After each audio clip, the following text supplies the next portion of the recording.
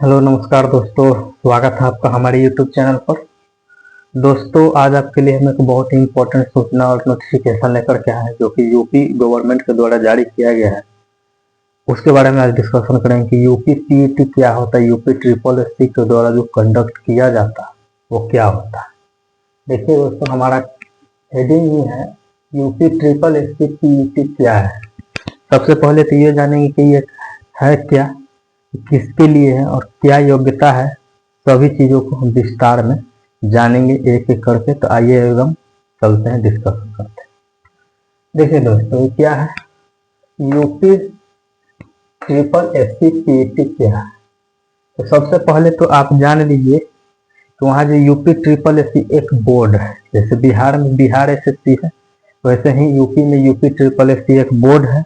उसके द्वारा PET conduct करवाया जाता है, जो कि 10th पास 12th पास सभी विद्यार्थियों के लिए होता है। तो आप पूछिएगा कि यूपी ट्रिपल एससी है क्या, ये पूरा क्या है। तो ये देखिए दोस्तों, उत्तर प्रदेश अधीनस्थ सेवा चयन आयोग, और पीईटी का मतलब है प्रिलिमिनरी एलिजिबिलिटी टेस्ट। तो सबसे पहले ये है क्या दोस्तों, तो देखिए कि यूपी ट्रिपल एससी जो बोर्ड है, यूपी ट्रिपल एससी जो बोर्ड है वो एग्जाम कंडक्ट करवाती है। जैसे जॉब निकालती है, जैसे 10th पास पे 12th पास पे और ग्रेजुएशन पे। तो उसमें देखिएगा जैसे 10th में एक एग्जाम होता है मान के चलिए, 12th में मान लीजिए 12th पर जो एग्जाम निकला वो 2 एग्जाम में होता है, फिर ग्रेजुएशन पर जो निकला उसमें भी 2 एग्जाम और 2 स्टेज हो। तो सभी के लिए क्या किया गया है कि जैसे फर्स्ट स्टेज का जो एग्जाम है वो सभी के लिए कॉमन कर दिया गया है। मतलब कि जैसे कोई 10th पास किया हो, 10th वाला हो, 12th वाला हो या ग्रेजुएशन वाला हो, जैसे ग्रेजुएशन यानी बीए बोल सकते हैं, तो बीए वाला, तो सभी के लिए कॉमन फर्स्ट स्टेज एग्जाम कर दिया गया है। सभी के लिए कॉमन होगा, ध्यान में रखें। उसके बाद बात करेंगे कि ये फॉर्म अभी आ चुका है, इसी के विशेष में हम जैसे कि ये लाए हैं ताकि डिस्कशन करें, ताकि फॉर्म अप्लाई किया जा सके। ठीक है, तो सबसे पहले बात करते हैं कि आवेदन कब से कब तक किया जाए। तो देखिए दोस्तों, आवेदन की तिथि जो प्रारंभ होती है वो आपका 14 मई 2025 से प्रारंभ होगी। ठीक है, और आपका 17 जून 2025 तक आप आवेदन अप्लाई कर सकते हैं। अंतिम तिथि है 17 जून। ठीक है, उसके बाद बात आती है आवेदन शुल्क क्या रहने वाली है। ठीक है, तो आवेदन शुल्क दोस्तों, आवेदन शुल्क से पहले हम योग्यता की बात कर लेते हैं कि योग्यता कौन कौन लोग इसमें अप्लाई कर सकते हैं। तो देखिए दोस्तों, इसका मिनिमम क्वालिफिकेशन जो रखा गया है वो आपका 10th पास है। ठीक है, 10th जो आदमी पास किए हुए हैं वो भर सकता है, ऐसा नहीं कि सिर्फ मिनिमम 10th, 12th वाला हो, ग्रेजुएशन वाला हो, सब भर सकता है। क्योंकि इसमें एक स्कोर कार्ड जारी किया जाता है, उस स्कोर कार्ड के आधार पर ही हमें आगे की जो वैकेंसी है इस बोर्ड के थ्रू ली जाएंगे, उसमें हम अप्लाई करेंगे। अगर हमारा वैलिड स्कोर कार्ड उसके अप्रॉक्स में आता है तो हम अप्लाई कर पाएंगे और आगे की प्रक्रिया शुरू। तो बात करते हैं आवेदन शुल्क की बात करेंगे दोस्तों,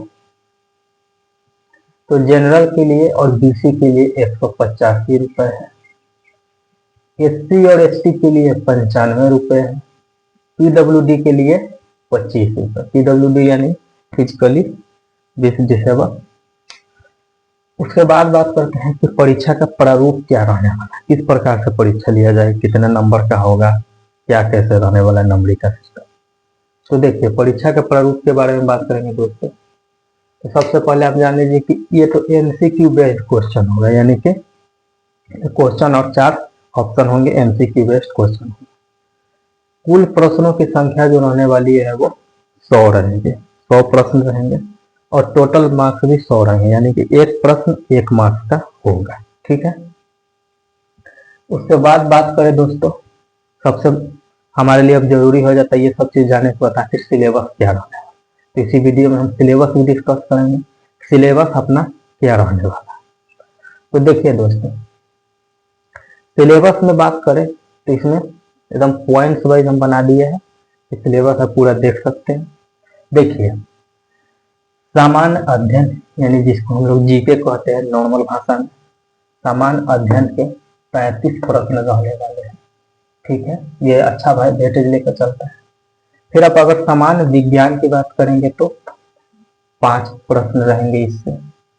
गणित यानी मैथ की बात करेंगे तो इससे भी 5 प्रश्न रहने वाले हैं। उसके बाद दोस्तों करंट अफेयर्स आपका 10 नंबर का रहेगा, ये अच्छा वेटेज लेके चल रहा है।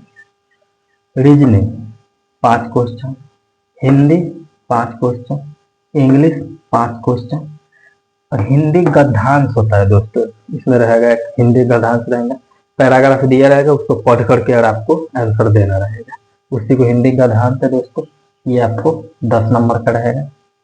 उसके बाद ये देखिए दोस्तों ग्राफ रहेगा, कोई भी चीज का ग्राफ बना के दे देगा, किसी चीज का, जैसे मान लीजिए कार की बिक्री का ग्राफ हो गया वगैरह वगैरह, जैसे रेलवे वगैरह में पूछा जाता है, तो इसी रहेगा, उस पर आधारित 5 प्रश्न रहेंगे, 5, और उस प्रश्न का एक ग्राफ पर 5 प्रश्न रहेंगे, आपको उत्तर देना होगा। तो ग्राफ से आपको 10 क्वेश्चन रहेंगे। फिर तालिका रहेगा, उसी टेबल बना के, जैसे ग्राफ होता है उसी प्रकार से टेबल बनाया जाता है, उस टेबल पे आधारित दोस्तों आपको 10 प्रश्न रहेंगे 5-5 के, यानी 2 टेबल देगा आपको और 5-5 क्वेश्चन देगा, आपको आंसर करना। ठीक है, टोटल में हम देखेंगे तो यहाँ देखिएगा तो टोटल में आपको 100 प्रश्न हो जाते हैं। तो दोस्तों आपको पता चला होगा कि पीईटी क्या होता है, यूपी ट्रिपल एससी के द्वारा कंडक्ट किया जाता है, इसके थ्रू वैकेंसी आती है और फिर इसमें आगे की प्रक्रिया जो पीईटी के जो आपको स्कोर कार्ड मिलेगा उसके आधारित पर आगे की प्रक्रिया हो।